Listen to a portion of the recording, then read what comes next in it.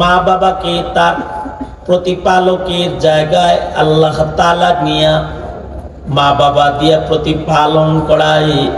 কারণ বাচ্চা একা একা বেড়ে ওঠার যোগ্যতা তার নাই।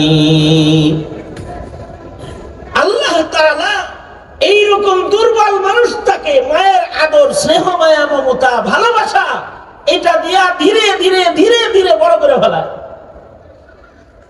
বড় করে এত বড় বানায় যে অতিথি পাখিরা যেখানে যেতে পারে না সেখানে মানুষ চলে যায়। সাগরের 4000 কিলোমিটার সফরকারী প্রাণী সেটা যেখানে যেতে পারে না সেখানে মানুষ চলে যায়।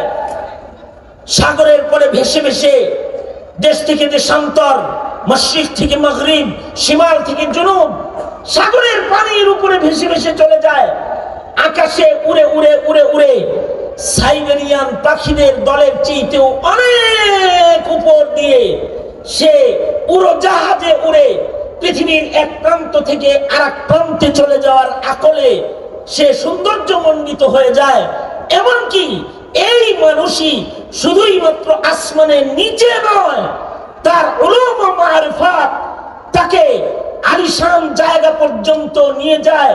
মুহাম্মদুর রাসূলুল্লাহ সাল্লাল্লাহু আলাইহি ওয়াসাল্লামকে আকাশের নিচে আর জমিনের পরে শুধু নয়, তাকে আল্লাহ তাআলা এমন যোগ্য করেছেন যে সপ্তাকাশ পার করে নিজের আরশে আজিম পর্যন্ত হাজির করে ফেলেছেন।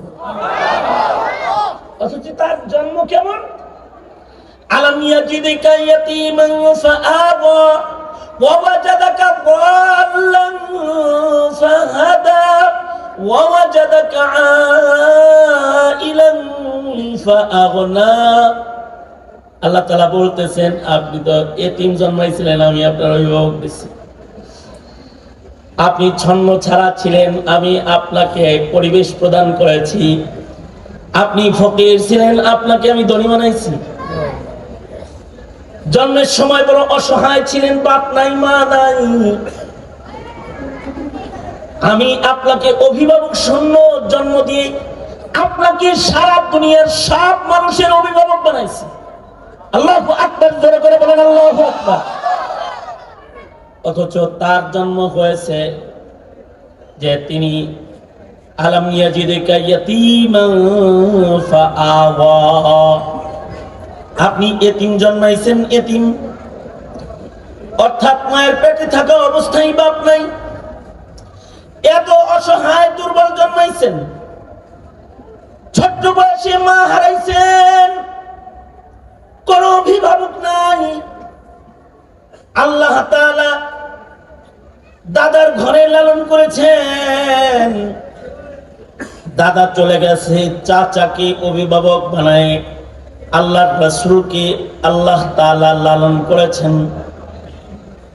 আল্লাহ তাআলা তার বন্ধুর অভিভাবক নিজে হয়ে বন্ধুকে আরশে আজিম পর্যন্ত নিয়েছেন। কিন্তু তার আগমন হয়েছে দুর্বল অবস্থায়।